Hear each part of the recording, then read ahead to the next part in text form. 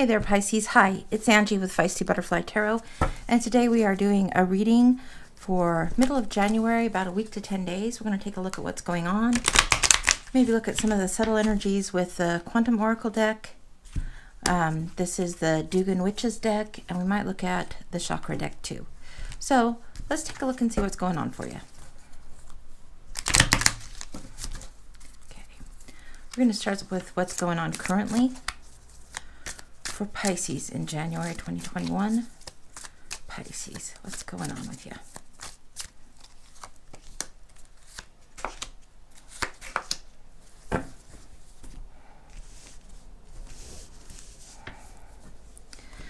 Okay, what I'm seeing so far is this is a time where you're leaving the battlefield, you're taking something away, or you're worried that someone has taken away something from you. Nine of Wands is all about standing your ground and being kind of battle weary and tired and worn, and still being able to hold your position, to be able to hold your stance, being protective. It could be that you're a little bit overprotective, so FYI on that. And then it's also showing the Six of Pentacles energy, where generosity is happening. Coins are being shared, so somebody is a benefactor and sharing with others. So maybe this is something that you've had to contend with recently, where you have had experiences where you feel like somebody is taking away from you or not quite enough, time to protect yourself, and then you end up having enough to share. So we're going to look a little further in the Witches deck and see what else is going on for you guys in January, and see if there's any information. Ooh, coming at you, we have the King of Wands. Now this is in reverse, so this is warnings of ego, of narcissism, of super boldness without concern for those that are around you. So when it's reversed, that's what that means. When it's upright, this is a person who's very helpful, somebody that's reliable, that can really get inspired and wants to shine, wants to protect his kingdom, wants to share everything and make sure that everything looks good, feels good, and everyone's inspired and doing right, doing well. So depending on how that is, now this came out on its side, so that might be part of your challenge right now. You might have a lot coming at you still, and maybe a little bit of ego is happening and maybe taking some of your energy or your time, or can very well be intellectual property sometimes, in some cases. It doesn't look like there's points of contention, but maybe just a little wound to the ego might be going on. I'm going to take this one here.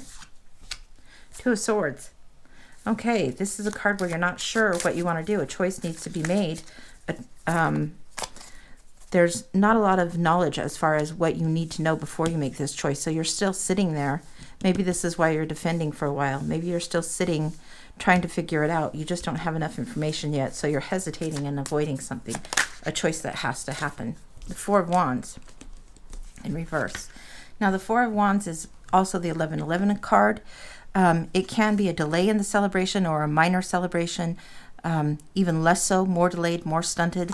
It's a very happy card when it's upright. It's very happy, joyous, weddings, births, graduations, just events where a community is celebrating together and everybody's feeling inspired and you're making progress.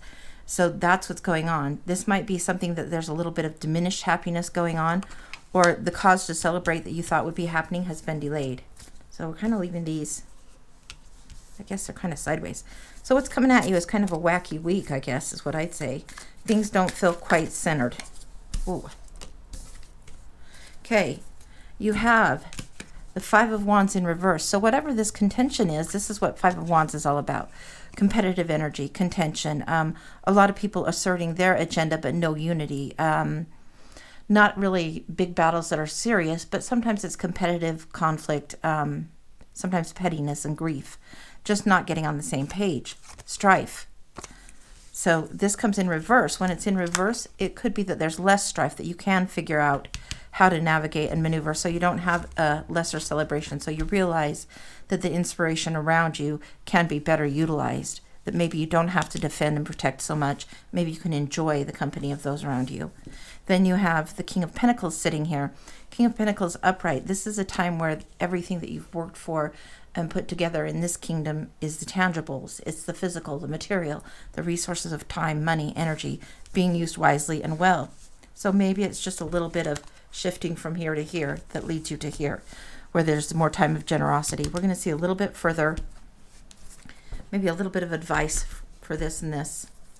Let's see what we got going on. You know what? We're going to go to the chakra deck. This is the Chakra Wisdom Tarot. Four of Swords. Okay, 1 second. That one wants out too. 10 of Wands. Okay. Stop right there. Right there. And right there. Okay. All right. This is what you're actually trying to achieve, and this is kind of what you've got going as far as momentum and so forth. So, the Four of Swords, you actually need the rest. This is about the heart chakra, getting balanced and aligned with your heart, taking time to rest and not push too hard. Here we have the solar plexus chakra referenced, and this is the 10 of Wands and the 10 of Cups. This is a completion of something. This is an emotional completion. If it's coming after the 9 of Wands, it's indicating whatever you were protecting, that it's time to get that completed, time to get it done, let the burden go down. And if you look at this image, you see her, and all the burdens are behind her. She's got the one wand in her hand, and this is inspiration. This is things blooming, and it's time to let some of the fiery defensiveness down and let things come into their own fruition. Let them blossom. Here we have the 10 of Cups. Very similar type of energy where it's a 10 energy. Things are complete, but it's to do with family, home front, emotional joy and happiness. Now this one came out on top of the Queen of Cups in reverse. Queen of Cups upright is one who is reflective and contemplative. She contemplates. She thinks things through. She mulls things over. Here the cup is actually showed exposed. There's no cover on top of this cup, which typically you would see, and there's something over the top of it. In this rendition, she's actually opening up again. So this might be a hesitance, reluctance to open your heart a little more. This might be an issue. Maybe there's some heart healing that needs to happen before you can open up, but that's what's needing to happen. Your heart needs to open up. You need to be comfortable in your own space in the world for your own individual creativity, that kind of thing, and then you can express yourself a little bit better. Then you have the momentum of the Chariot. Now, the Chariot is the 7. This is root chakra, moving forward, making the moves that need to happen for survival, for the base of things, the bare energy of things to move forward. So the Chariot has to balance forces that are opposing sometimes to move forward in whatever they're doing. And the trick of the Chariot is getting the focus, and then the momentum happens. So it looks like there is a little bit of lack of momentum. You need to make a choice and figure out how to move forward. Good things are happening. That inspiration can lead somewhere good. But you have to get your heart centered first. Get your heart in the right spot. And realize here you've got the generosity. You do have enough to share. You have enough around you. So we're going to look at the Quantum Oracle for you. See if there's anything else about the subtle energies that might be pertinent or helpful for you at this time. But that one really stood out. Taking steps with intention. Okay. Let me get one more. 4. Taking steps with intention. Really, I mean, look at this.